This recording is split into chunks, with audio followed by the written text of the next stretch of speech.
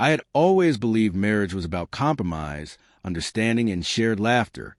Lauren and I had been together for 6 years, married for 3, and I'd assumed, perhaps naively, that we were on the same page about everything that mattered. But last Friday, all of that certainty shattered with a single outburst.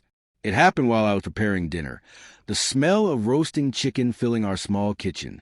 Lauren stormed in, phone in hand, her eyes flashing with defiance. "I'm going to the party, whether you like it or not," she snapped. For a moment, I just stared. Her tone, her certainty. It wasn't the playful teasing we once shared. It was a challenge, a line crossed. And I felt it immediately. Most men might have argued, pleaded, or begged. But I'd learned over the years that showing frustration only hands the other person power.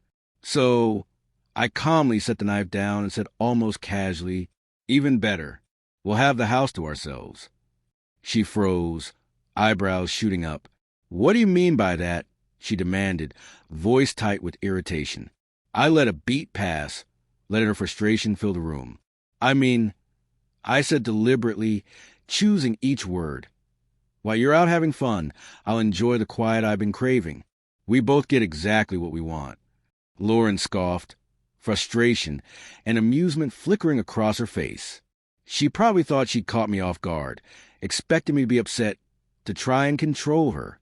But for the first time in months, I realized that control isn't about domination. It's about patience, composure, and timing. The issue wasn't the party itself. It was what it symbolized, a lack of respect, blatant disregard for boundaries, and the growing distance between us. For months, Lauren had brushed aside my concerns about intimacy, attention, and the way she dismissed my needs. I had tried everything. Gentle talks, small gestures, late-night conversations, even taking time off work to reconnect. Nothing had worked until now. I stepped back and really looked at her. The woman I had fallen in love with felt like a stranger, a fiery, vibrant stranger whose independence had tipped into defiance. And in that moment, I understood something crucial. This wasn't about a party. It was about respect, and I was done negotiating for it.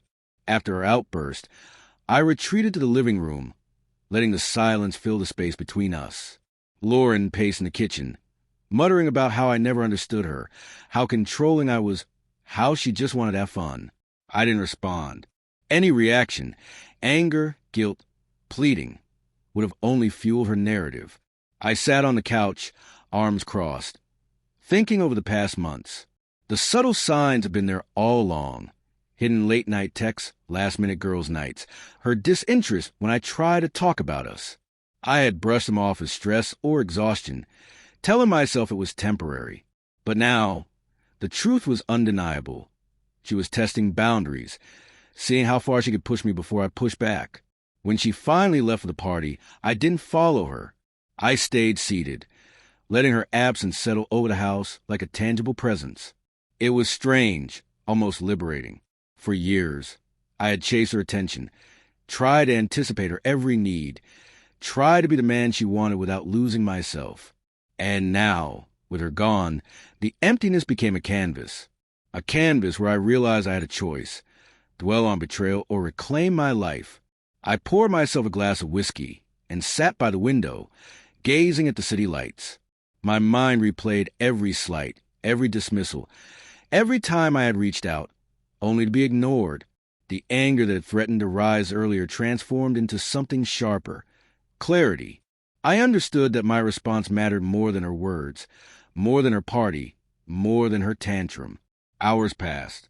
The house was quiet except for the hum of the refrigerator and faint music from neighbors.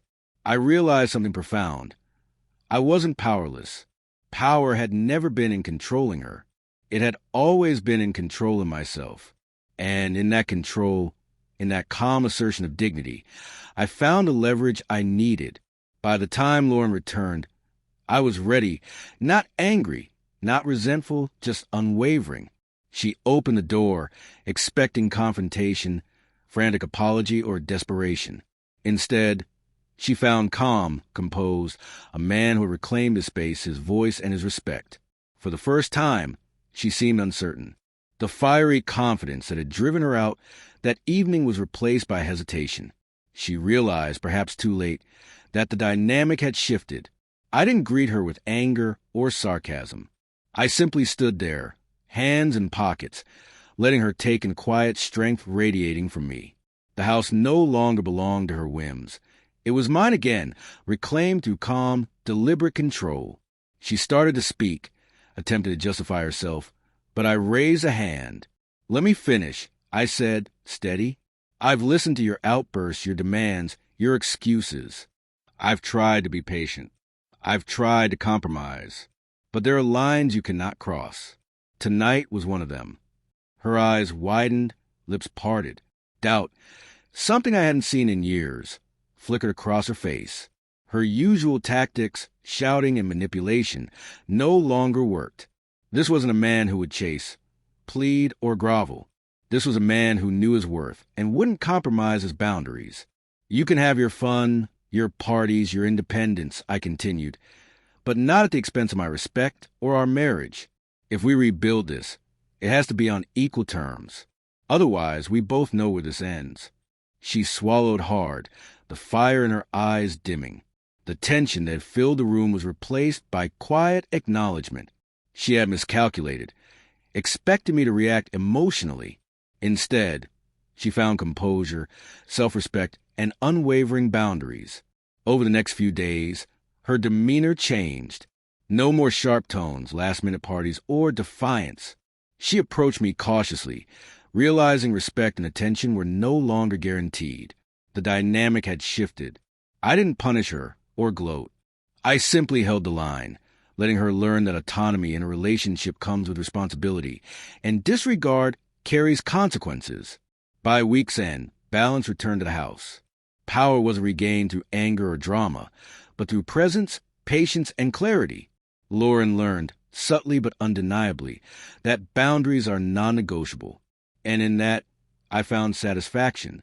Not revenge, but the quiet triumph of someone who refused to be disregarded, who reclaimed his life, his respect, and his home. Sometimes the loudest lessons aren't shouted, they're lived. Tonight, Lauren would never forget.